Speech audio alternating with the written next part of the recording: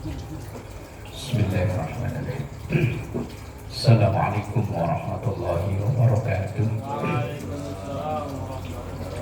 Bismillah walhamdulillah, wassalatu wassalamu ala rasulillah Sayyidina wa maulana Muhammad ibn Abdillah wa ala alihi wa ashabihi wa man tabi'a rushidah. Amma ba'dah, ila hadratin Nabi Mustafa Muhammadin sallallahu alaihi wasallam wa ala alihi wa ashabihi wa azwajihi wa dhurriyyatihi wa ali baitihi al-kiram وجعل أمتي المسلمين والمسلمات والمؤمنين والمؤمنات أينما كانوا خصوصا مؤلف هذا الكتاب الشيخ أحمد الهاشمي ببركة الفاتحة. أعوذ بالله من الشيطان الرجيم. بسم الله الرحمن الرحيم.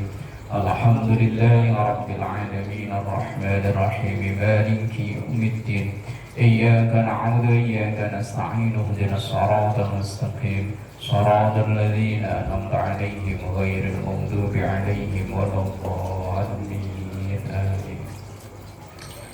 Bismillahirrahmanirrahim. 616 ya. Ad-dunya la tasfu li mu'minin kaifa wa hiya sijnuhu wa bala'uhu wa hiya jannatul kafir. Dah ketemu Pak Eko. Bismillahirrahmanirrahim. Ad-dunya, dunia la tasfu, tidak bersih, li mu'minin, untuk orang yang beriman. Bagi orang yang beriman, dunia ini nggak akan bisa murni. Pasti yang kita pakai, yang kita makan, ini kecampuran barang yang nggak jelas. Bahkan dulu pernah saya nanya ke seorang kiai, orang yang hidup di zaman sekarang saat ini, apalagi yang hidup di perkotaan, kira-kira ada nggak orang yang makannya atau yang sesuatu yang dikonsumsinya itu 100% halal? Beliau jawab enggak. Wong baju yang kita pakai aja nggak tahu ini bahannya dari apa. Terus yang sehari-hari alat-alat yang kita pakai kayak sabun, sampo, nah dari apa isinya? Banyak banget. Lah iya, itu kira-kira semuanya itu suci, halal apa enggak dipakai oleh seorang muslim? Lah iya, karena sampean kerja di situ. Lah iya. Makanan yang kita makan rata-rata kan udah pabrikan, yaitu bahan-bahannya apakah 100% halal apa enggak yang dikonsumsi untuk kita.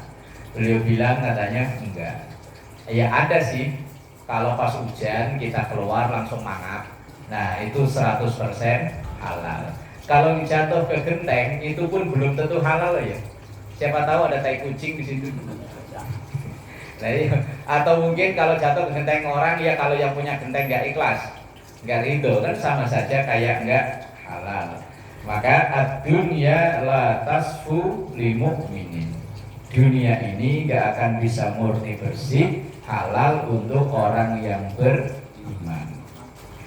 Kaifa, bagaimana, wa yasijnuhu wa bala'uhu, bagaimana dunia itu bersih murni untuk orang yang beriman. Wong dunia itu sijnuhu, sijnun itu penjara, wa bala'uhu, dan ujian.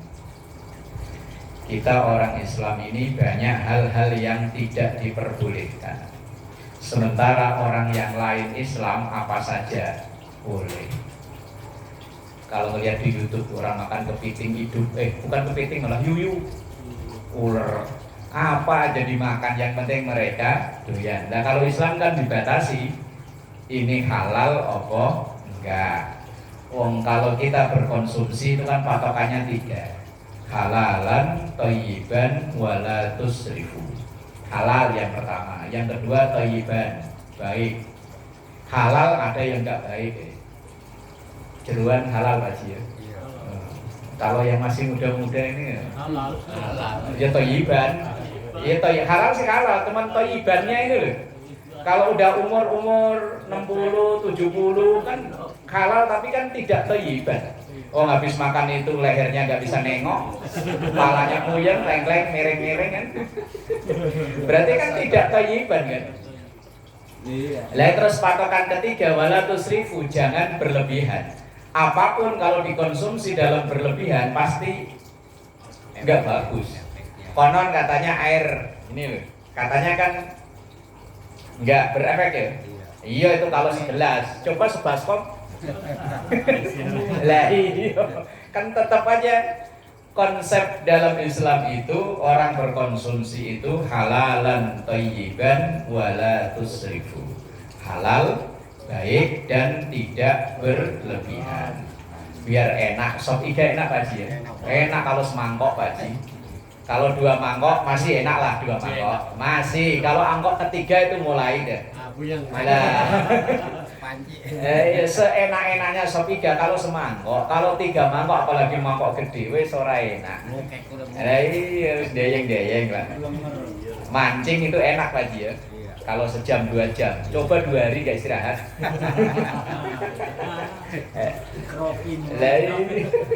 Main catur demen kalau sejam 2 jam lah. Coba 24 jam non-stop gitu, memecahkan rekor muri gitu. Deyeng-deyeng lah pokoknya, putih sama hitam itu remeng-remeng nggak kelihatan. Pulangnya nyasar. Rumahnya wetan, jalannya ngulon gitu. Dunia ini sijnuhu wa bala'uhu, penjara, ibarat penjara untuk orang yang beriman, wa bala'uhu, dan ujian untuk orang yang beriman. Wahia, dan dunia ini adalah jannatul kafir, surganya orang kafir. Kita mau dugem haram, mereka dugem melihatnya enak ya, joget-joget sama cewek-cewek ya man ya. Ini joget aja nunggu dimodalin ya. Nggak dimodalin ya joget. Enggak.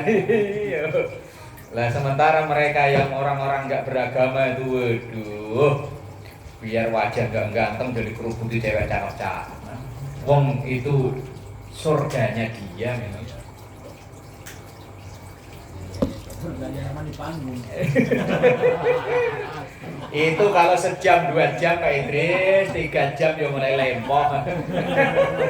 Alah. Kalau semalam suntuk jadi lempok. Lempok doang mending, bininya langsung. Bismillahirrahmanirrahim. Ad-dawawinu salasatun. Ad-dawawin, catatan-catatan amal. Salasatun itu ada 3. Ini sekarang nih kita kan lagi dicatetin nama kamera super canggih, Rokib Atib. Fadiwanun, maka ada catatan la yaghfirullahu minhu syai'an. Allah yang isi dari catatan itu tidak ada ampunan sama sekali. Wes murni, ibarat orang sekolah murni nggak naik ini pokoknya. Wadiwanun, dan ada catatan la ya'ba'ullahu bihi syai'an, yang tidak diperdulikan. Layak bau itu peduli, berarti kalau ada lanya tidak memperdulikannya. Allah tidak memperdulikannya syai'an sama sekali. Wadiwanun, ada catatan la yatrukullahu minhu syai'an, yang tidak dilewatkan sama sekali oleh Allah. Berarti ada catatan yang memang begitu diterima langsung vonis neraka, wis gak ada pertimbangan apa-apa. Yang kedua masih ada pertimbangan. Yang ketiga pokoknya teliti banget. Fa'amad diwanul ladzi la yaghfirullahu minhu syai'an, adapun catatan amal yang sama sekali tidak diampuni oleh Allah, yaitu fal isyraku billah, menyekutukan Allah. Kalau ayatnya kan innallaha la yaghfiru ayyushraka bihi wa yaghfiru ma duna dzalika liman yasha. orang yang meninggal sampai mati dalam keadaan musyrik wis enggak tanpa sidang itu langsung tendang penjara, enggak perlu sidang, enggak apalagi Peradilan.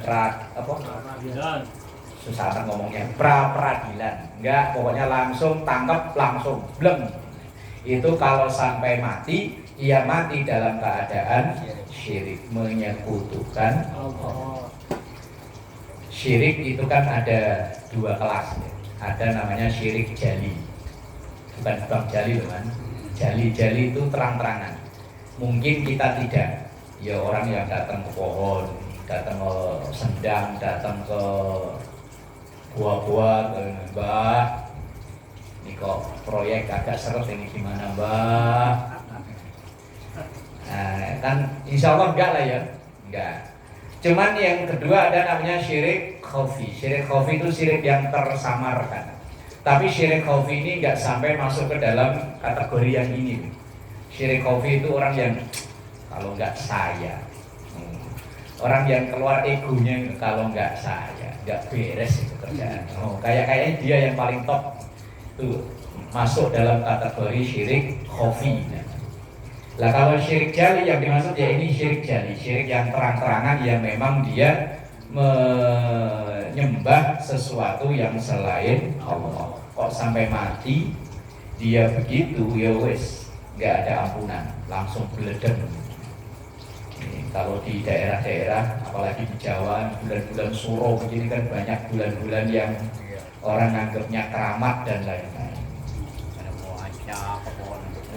Wa ammat diwanu ada juga catatan alladzi la yaqba'ullahu bihi syai'an, yang Allah tidak memperhatikannya sama sekali, yaitu fadzulmul abdi nafsahu, yaitu kezaliman yang dilakukan seorang hamba fima bainahu wa baina rabbih, antara dirinya dan Tuhannya, min saumi yaumin tarakahu aw salatin, seperti orang yang meninggalkan puasa atau meninggalkan sholat. Itu pada dasarnya mendolimi diri sendiri atau kezaliman yang dilakukan seorang hamba terhadap Tuhannya.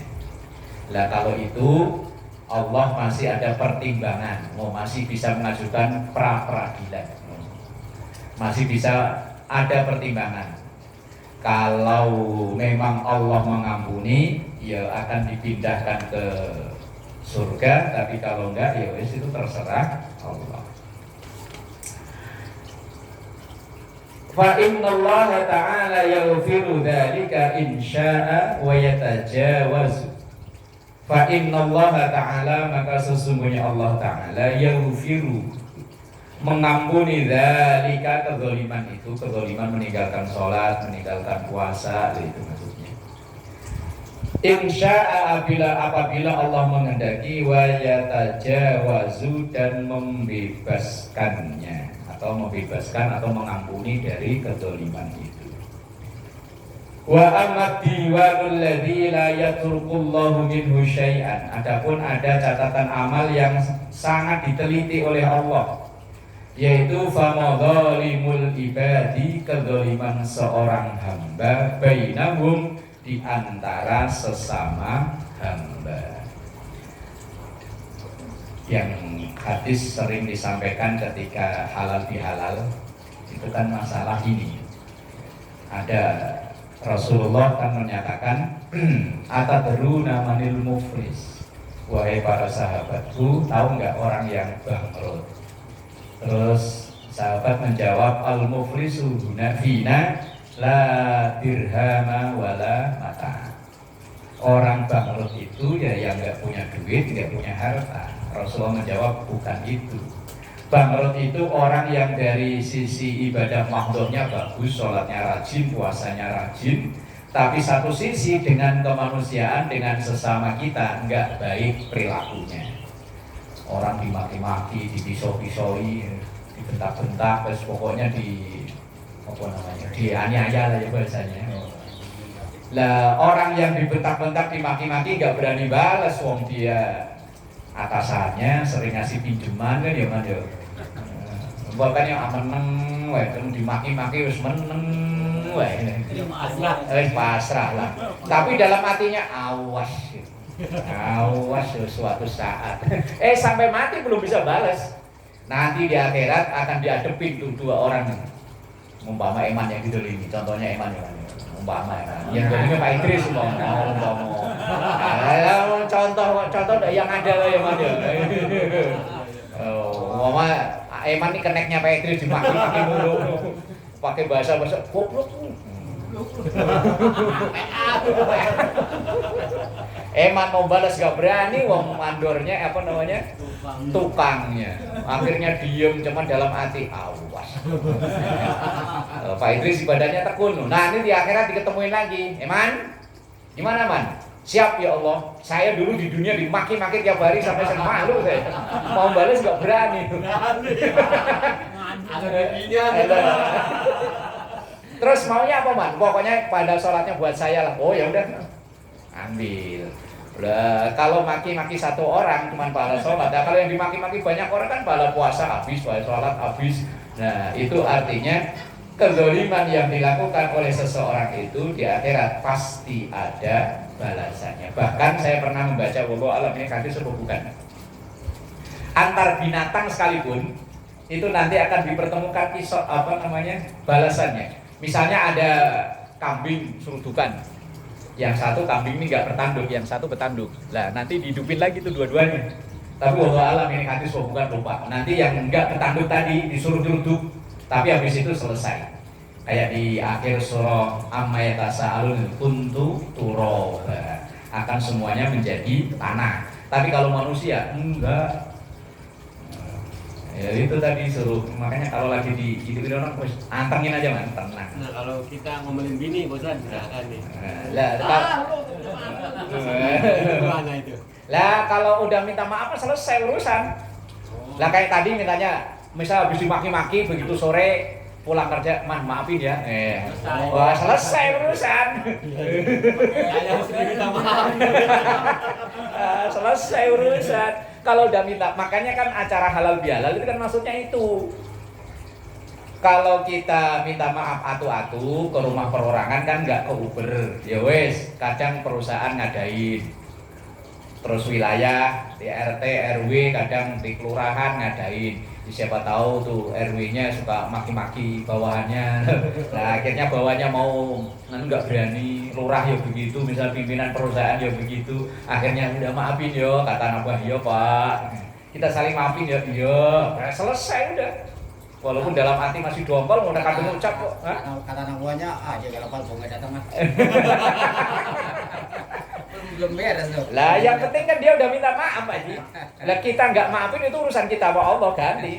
Misalnya kayak Iman nih, bininya habis diomelin Man ya. Iya. Omelin mulu. Suruh megangin lemari malah dilepasin. Pegangin waktu itu gini musik. Suruh megangin lemari malah joget-joget, diomel-omelin. Lah kata Eman yang malam-malam begitu hujan kan mepat. Lah ya kan, maafin deh ya, maafin. Tidak ada maaf bagimu. Lah, itu bukan urusan Eman lagi, urusan bininya sama Allah. Selesai Man. Kalau udah minta maaf selesai. Masalah dimaafin kan urusan dia kan. Nah itu hadis itu kan sering disampaikan ketika momen halal bihalal.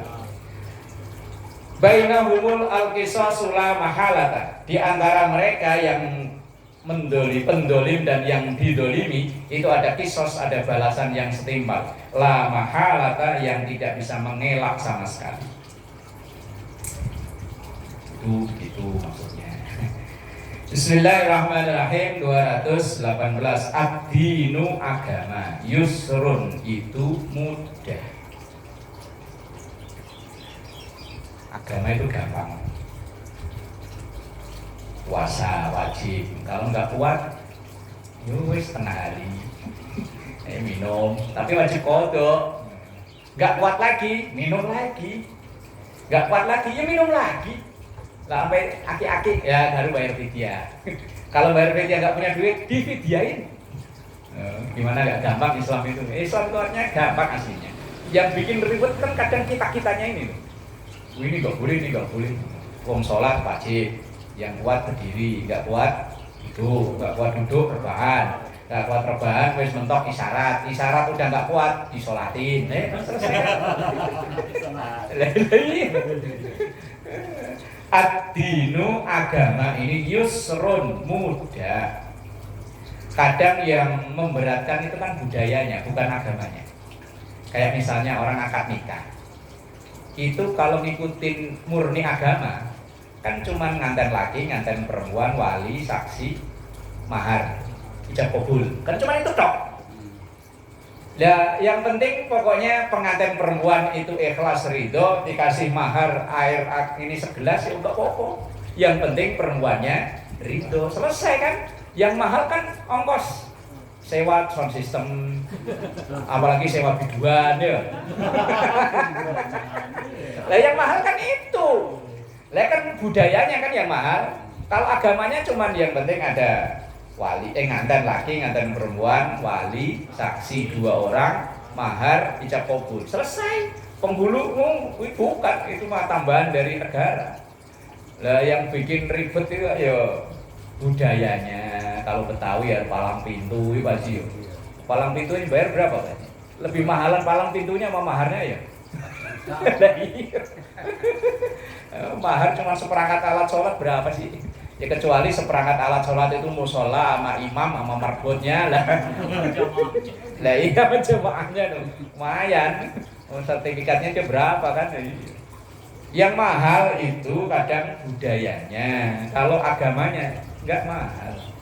Haji mahal ya karena kita orang Indonesia. Yang mahal kan ongkos pesawatnya. Kalau hajinya, lah iya kalau orang sono kan cuma tinggal. Nah, iya, yang mahal ini kan perlengkapannya. Kadang orang berangkat umroh sama wali batu safarnya gedean wali batu safarnya. Kadang santunan. Yang buat santunan cuma seberapa, yang buat acara pendampingnya yang malah berlebih. Nah, ini kayaknya agama itu aslinya ya sederhana. Yang ribet itu ya tadi kitanya ini. Wala yughalibad dina ahadun illa ghalabah. Walan dan tidak yughaliba mengalahkan ad-dina agama ahadun seseorang illa ghalabahu kecuali seseorang itu dikalahkan. Maksudnya orang yang berlebihan dalam menjalani agama itu biasanya nggak tahan lama, akan kalah dengan sendiri. Orang yang berlebihan misalnya ngaji standarnya paling 1 jam paling lama, tiba-tiba 4 jam, ya sehari tok itu bisa. Nah iya kan, ya udah sekali aja udah. Oh udah, wis gak kuat deh. Jadi ya orang bisa ngadain acara besar-besaran itu kalau cuma sekali. Mau ngundang ceramah siapa ya, Mama Dede atau siapa ya, yang penting duitnya ada sekali tok. Yang ngaji datang banyak sekali, besoknya lagi wis ora teko. Panitianya ya udah enggak kuat biayai. Makanya lah iya kan. Wala yughalibaddin ahadun illa ghalabahu. Orang yang berlebihan dalam agama biasanya enggak bertahan lama. Orang kalau ngadain tablik akbar, mau ngundang siapapun asal duitnya ada kan bisa. Tapi ngaji rutinan tiap hari begini loh, yang abot itu kan begini. Yang rutin ini loh yang abot. Maka dikatakan bahwa ahabul a'mali indallahi adwamuha wa in qalla. Sesuatu dalam agama itu yang terbaik adalah adwamuha, yang berkelanjutan, wa in qalla, walaupun sedikit. Walaupun cuma bentaran tapi kok terus. Nah, itu loh yang berat itu. Ya apa dalam agama yang begitu ini. Sholat Id, yang datang banyak ya. Persiapannya juga dari malam ya. Udah puasa waktu semua macam-macam. Itu kalau sekali, coba Idnya itu ada seminggu 2 kali ya. Umpama udah bosan orang mahala. Nah iya makanya walai yughalibaddin ahadun illa ghalabahu. sesuatu yang memberatkan itu nggak bertahan lama. Makanya agama itu ad-dinu yusrun, agama itu ya sederhana. Bismillahirrahmanirrahim. Ad-dinaru bid-dinari. Nah, ini sistem apa? Jual beli zaman dulu yang belum ada uang. Apa namanya? Dulu apa? Barter. Kalau zaman dulu kan sebelum ada mata uang, orang jual beli itu kan barang dengan barang. Kalau saya belum ngalami, Pak Haji ngalami? Enggak ya? Mungkin bapaknya ngalami ya? Apa bapaknya, apa kakeknya dulu ya? Sebelum ada duit loh, sebelum ada duit. Itu ad-dinaru bid-dinar. Dinar ya dengan dinar, wa dirhamu bid-dirham, maksudnya yang sepadan atau yang apa itu?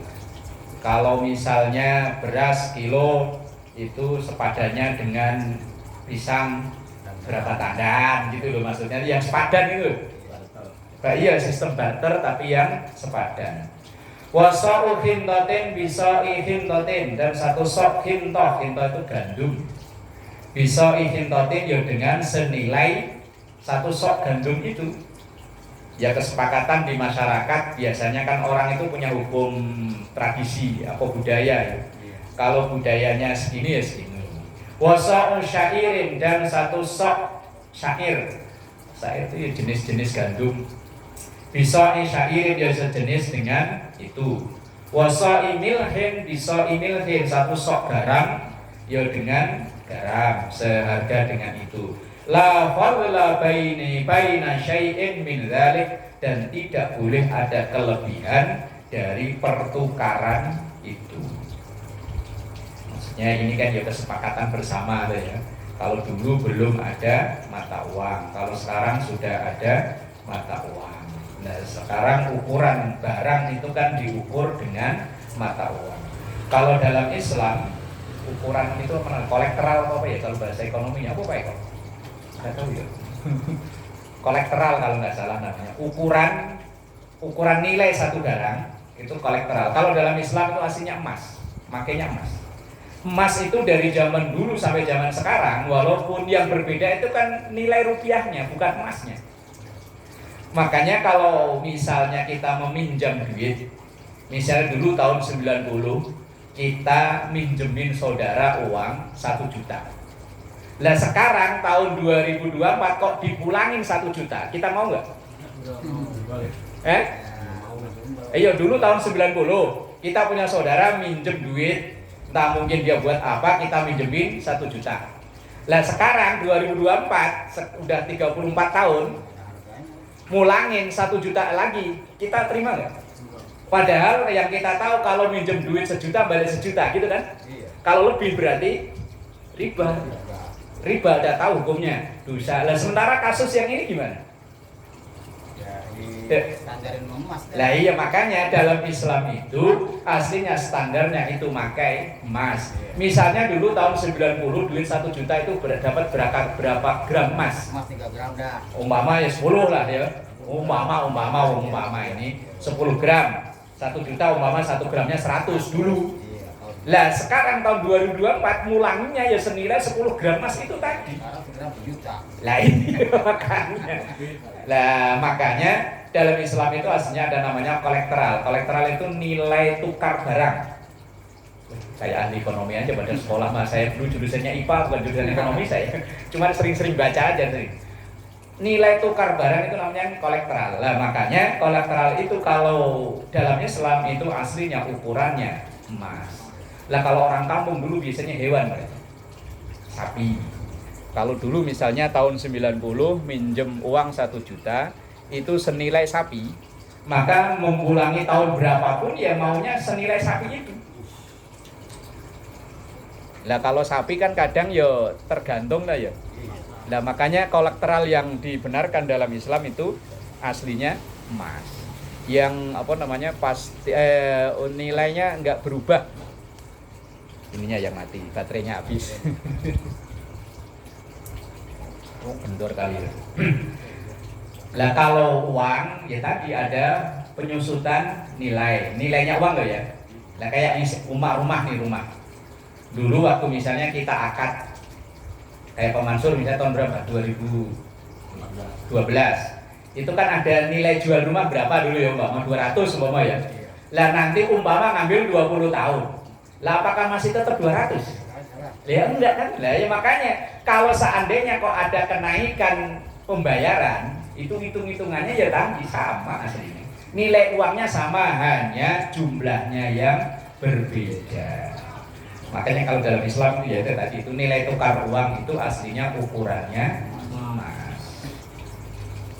Makanya kadang kalau kita melihat tontonan di YouTube, bank, riba dan lain-lain, kalau dipikir secara tadi, misalnya kalau orang KPR, saudara-saudara kita yang di HTI, tapi kan sekarang udah bubar, tapi kan orang-orangnya masih ada, hanya ormasnya aja yang bubar. Mereka semua akan menghukumi leasing dan yang sejenisnya KPR, kan semuanya riba, semuanya haram, dosa.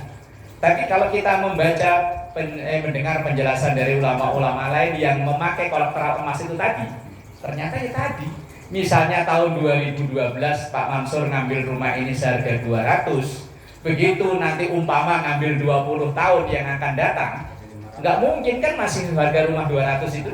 Nah iya, nah itu namanya kolektoral tadi. Nah, cuman kadang orang pokoknya anak salah ada nilai tambah itu namanya riba. Nah, seandainya orang yang ngomong begitu itu dites, dah saya pinjam duit 10 juta, udah antepin aja nggak dibayar-bayar, ntar bayarnya 20 tahun yang akan datang, tulangin lagi itu 10 juta, mau nggak dia? Lah iya, lah makanya tetap kita yakin bahwa riba itu haram. Cuman definisi riba itu loh yang dipertentangkan, yang diperselisihkan bukan hukum ribanya, bukan. Kalau riba pasti haram. Wa ahallallahu al-bai'a wa harramar riba. Allah menghalalkan jual beli tapi mengharamkan riba. Cuman definisi riba itu antara ulama satu yang lain yang sampai sekarang belum klop. Kalau saudara kita yang di HTI, mereka ketika ceramah begitu kita komen misalnya, coba dong solusinya, angkat tangan dia. Dulu saya punya teman kakak kelas jauh sih, bedanya saya kelas 1, dia kelas 3. Nah sekarang kebetulan dia aktif di organisasi itu, walaupun itu udah bubar, teman kan pemikirannya kan masih. Ketika ia sering posting di Facebook, kemudian ada yang komen, coba dong solusinya. Orang yang daripada tiap hari naik angkot untuk kerja misalnya 10.000, sebulan kan 300 umpama ya. Nah terus kemudian dia mengambil keputusan ngambil kredit motor yang ternyata biayanya lebih murah daripada naik angkot. Umpama kan ketika dia ngambil motor bulanannya berapa, terus bensinnya berapa, ternyata hitung-hitungan lebih murah. Ketika mereka ditanya kayak begitu, jawabannya ya angkat tangan juga. Mereka mengharamkan bank, orang-orang yang bekerja di bank haram. Ketika berangkat haji, apakah langsung beli tiket Garuda? Lah yo enggak ya. Lah iya, ketika ini haji yang jelas-jelas ibadah, umpama punya anak sekolah yang di luar transfer pakai bank. Lah lewat mana? Ayo, maka dipaketin di pos. Pos malah sebenarnya lebih mahal. Lebih mahal itu kan. Jadi makanya ketika mereka memvonis ini haram, dicari suruh solusinya sebagai pengganti itu loh apa? Begitu dia sering posting begitu, suatu saat ada dulu gempa di Jogja.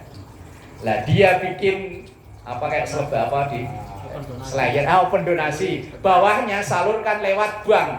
Wah langsung dihajar habis-habisan. Katanya bank haram, lah kok pakai jasanya bank. Itu saja bang, ada yang fanatik banget saya. Sampai lagi kerja pengen berhenti karena katanya riba. Iya udah silahkan berhenti. Nanti kalau dia mau berangkat haji umroh, apakah dia langsung beli tiket Garuda? Ayo. Ketika anaknya kuliah misalnya di Semarang, dia orang Jakarta, apa tiap bulan dia ke sono ngantri duit nih. Terus permasalahan lagi duitnya itu yang nyetak siapa? Duit yang dia pegang itu. Yang nyetak kan bank. Lah karyawannya kalau nggak ada karyawannya apa duit untuk ucuk nongol kan enggak. Lah ini makanya jalan yang kita pakai tiap hari ini kan dibangun dari duit. Iya. Orang sekarang makanya tadi yang pertama tadi loh. Dunia ini nggak mungkin bisa bersih bagi kita untuk orang iman. Taruhlah memang ada riba di situ, nggak mungkin kita bisa menghindar. Emang berkaitan sama bank terus, Lah, apalagi iya. berkaitan. Lah taruh bangun musola yang buka rekening. Nah. Iya. Kita gajian lewat bank. Lewat bank. Lewat mana? Emang Cinanya ngasih nih. Cinanya dari mana? Dari bank. Udah. Duit yang kita kantongin loh yang dipakai buat sholat, kadang dompetnya kan taruh dompet ya. Iya. Pakai buat sholat ini cetakan bank. Lah kalau bank diharamin berarti kan duitnya. Itu dia kadang-kadang.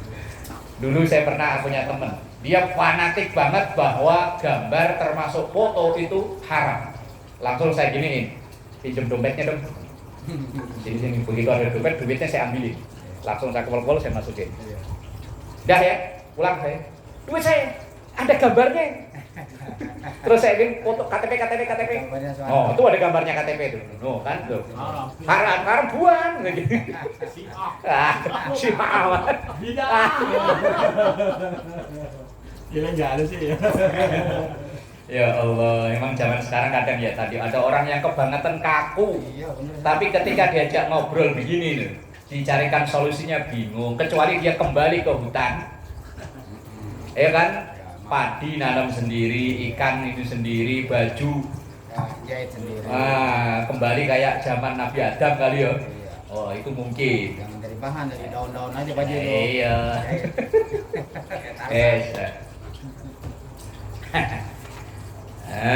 Bismillahirrahmanirrahim. Harfuz dzal. Huruf dzal. Udah nyampe dzal, lumayan. 4 tahun dapat dzal ya. Dapat 600 hadis itu udah banyak lah ya. Lumayan. Udah pelagak. Nah, ya sepotong-sepotong lah Man. Yang penting kalau ntar ditanya, saya dulu pernah ngaji kitab ini loh. Iya, saya bangga.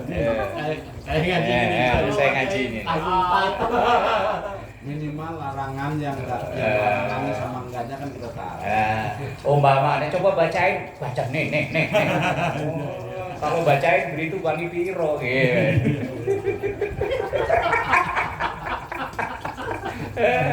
Akalnya udah dipakai ya Man ya. Huruf zal, alif, ba, ta, sa, jim, ha, kha, dal. Udah dapat 9 huruf, lumayan aja. Kalau huruf 27 berarti dapat sepertiga udah ya. Kan 27 ya? Ada saat kadang-kadang itu aja, Ustaz. Iya, dia kan katanya mau bang haram. Nggak dilari bang muamalah. Sami mawon. Prakteknya Sama aja. Bang muamalah katanya. Bank syariah. Iya. Ini saya sih banyak cerita temen ya, Iya, yang iya. para pemain bisnis kan pada cerita kan. Iya, iya. Ternyata malah apa namanya? Lebih parah. Apa namanya? Bunga kalau boleh ya. Iya. Lebih gede katanya. Terus lebih ribet daripada yang Biasa. konvensional. Sami mawon, hanya namanya aja dirubah. Ada namanya mudoroba. Apalagi namanya? Saya juga begitu paham sih dunia perbankan. ATM aja saya nggak punya kok. Biasanya kan dibagi hasil, Ustaz. Lah kalau bagi hasil gimana dibohong-bohong? Lah kalau bagi hasil itu kalau kita rugi ya dia ikut rugi loh. Nah, iya. Namanya bagi hasil. Lah enggak, nyatanya kalau kita rugi, usaha kita bangkrut minjem dia ya tetap bayarnya sama. Iya. Namanya bukan mundur. Dan namanya mudoroba. Nanti kalau kita ngaji kasih batu saja nyampe itu ada. Mudoroba itu kita misalnya join saya sama Pak Mansur usaha apa misalnya 11 juta. Nanti kalau rugi bareng, untung bareng, itu namanya mudoroba. Lah itu di bank kan enggak. Lah iya cuman bilangnya doang katanya mudoroba. Kalau karyawannya makan apa kalau gue bagi hasil? Nah, iya. Bismillahirrahmanirrahim. 620 huruf dal. Dzaqa ta'mal imani man radiya billahi rabba. Dzaqa, orang yang bisa merasakan ta'mal imani, suguhan iman atau lezatnya iman, manisnya iman.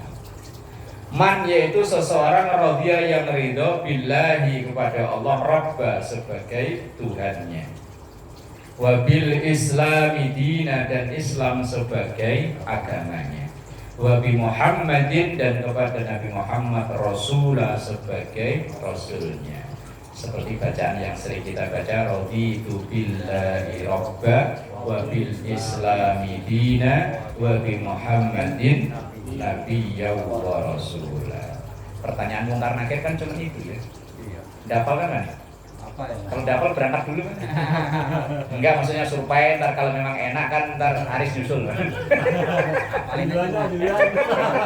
Apalin itu. Lah kan passwordnya udah hafal kan? Ntar kalau mungkar nakir ya, mungkar nakir datang langsung raditu billahi robba wabil islami dina wa Muhammad. Oh Peter belum ditanya udah jawab. Oh siapa dulu dong, nyantrinya di mana? Haji lu duluan.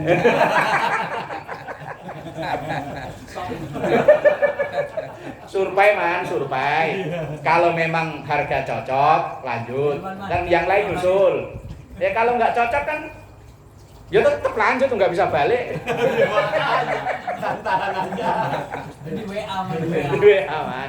HP-nya bawa, kan ada di grup man. Ya misalnya kayak situ buka peternakan di Purwakarta bagus. Kalau nggak bagus balik lagi man. Tapi kalau itu nggak bisa balik masalahnya. balik anak saya belum nikah. Anak satu ini Pak Haji tenang aja. Zakirullah fi Ramadan maghfurun lahu. Zakirullah, orang yang mengingat Allah, orang yang berzikir kepada Allah. Fi Ramadan, di bulan Ramadan, maghfurun, maka diampuni lahu untuk orang tersebut. Zikir apa saja, situ nyebutnya zikir ya, alhamdulillah, subhanallah, atau bahkan Allah. Kalau kata orang satu Wahabi, kalau cuma Allah doang katanya nggak disebut zikir. Kalau kata saya orang koplak ini. Qur'annya ala bizikrillah. Ingatlah dengan menyebut nama Allah. Bukan ala bizikri subhanallah, bukan.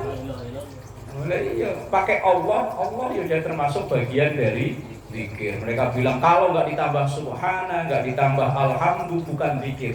Kok goblok era karuan. Kalau kalau ngeri kalau ngomong kan gitu, kok goblok era karuan. Kan bahasanya begitu Jawanya. Ayo goblok era karuan. Mudeng ora man? Gobloknya nggak ketulungan nih. Orang begitu emang bandeng saya kayak gitu gua tetap aja bundeng. Nah, biarin lah. Zakirullah, orang yang berzikir nama Allah, ayatnya bismillah ya kan, dengan menyebut nama Allah, bukan bismi subhanallah ya enggak. Bismillah langsung Allah.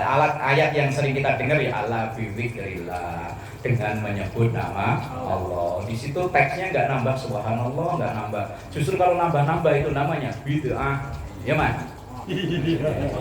Kalau nambah-nambah itu bid'ah. Ayatnya suruh nyebut nama Allah. Wasailullah, dan orang yang memohon pada Allah fihi di bulan Ramadan la yakhibu, tidak akan kecewa. Tidak akan kecewa ya berarti puas. Kalau puas berarti ya memang tujuan dan doanya terkabul. Cuman terkabulnya itu kan terserah Allah, bukan terserah kita masalahnya. Kita minta, itu kan Allah nggak tahu ini bocah udah pantas atau belum. Sama kayak anak kita lah. Kita punya anak umur kelas 3 SD, minta dibeliin motor kan ya, biar kita punya duit ya nggak dikasih nih. Ntar, belum saatnya, ntar kalau di SMP, apa mungkin di SMA, baru dibeliin. Dan sama kayak ini kelas-kelas kita kalau minta duit MM-an ini malah pusing. Pusing, biasa megang uang ratusan ribu, lah kok tiba-tiba dapat proyek man.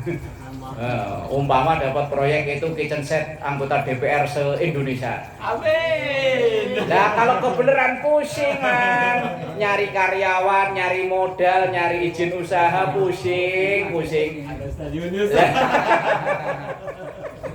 Pusing dah. Kalau memang biasa proyek hitungannya kok ratusan sampai jutaan, ya udah segitu aja. Naik dikit lah. Kalau biasa nilai 10 juta naik 15 juta itu masih real lah ya. 30 lah. Nah 30. Lah kok tiba-tiba kok M, pusing, coba aja. Umpama. Masih kaget. Lah. Bener itu main trade bisa mati kaget itu. Kena pajaknya juga gede, pusing. Belum ngapa-ngapain udah setruk. Nggak jadi kerja, Pak. Mikir tempatnya di mana, karyawannya nyari di mana. Iya kan, izin usaha modalnya kemana, apa nggak pusing? Iya. Itu udah izin usaha. Nah, iya. Bikin siupnya emang murah. Nah, tuh, wes makanya kita doa itu ya real ya, yang sewajarnya. Ya walaupun doanya kan udah terkabul kan ya. Kalau rezekiku jauh ceketin. Kalau dikit banyakin. Kalau di atas turunin, kalau di bawah naikin. Sampai kalau yang haram maksa amat sampai haram sudah. Halal disuruh halal ini. Boleh nyopet disuruh halal ini.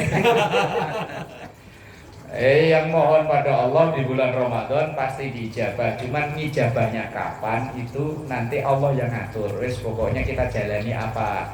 Mengalir aja, kalau kata ngalir. Ya yakin akan dijabah, cuman kapan? Nah itu Allah yang Maha tahu. Kalau itu Zat, orang kecopet itu doanya begitu, cocok nggak Zat? Dicopot, dia copet. Doanya begitu, kalau yang halal, yang haram halalin. Doanya gitu dia. Yang haram halalin. Itu misalnya dia mau copet kok sholat duha dulu baju mama ya. Copet sari kok. Belum copet doa dulu dia. Umpama dia memang niatnya mau nyopet. Iya. Umpama dia anak pesantren dari kampung datang ke Jakarta ngelamar ke sono, kemarin gak dapet. Uang udah habis, kontrakan ditagih. Wah, akhirnya udah pikiran pusing, duha udah terlanjur, dia istiqomah duha. Iya. Ya Allah wa in kana haraman fatahhirhu. Kan gitu Arabnya ya. Iya. Kalau di Indonesia kan ya Allah kalau haram Halal. bersih, sucikan. Begitu dia niatnya nyopet, niatnya udah nyopet, udah ada dompet itu di situ. Cuman kalau itu saat itu kok doanya dikabul oleh Allah, bukan kok nyopet yang halal Pak Haji, caranya jadi halal. Dilalat dompet ibu-ibu itu jatuh, kelopak. Ibu-ibu turun, dan kemudian diambil sama dia, bu, dompetnya ketinggalan. Nih, Mas terima kasih 100.000 loh. Gitu loh maksudnya itu. Kok bukan copetnya jadi halal, Bu? Caranya yang aturannya hari itu dia dapat rezeki dengan cara halal diganti oleh Allah dengan cara yang cara haram diganti dirubah oleh Allah dengan cara yang halal. Bukan kok nyopetnya jadi halal.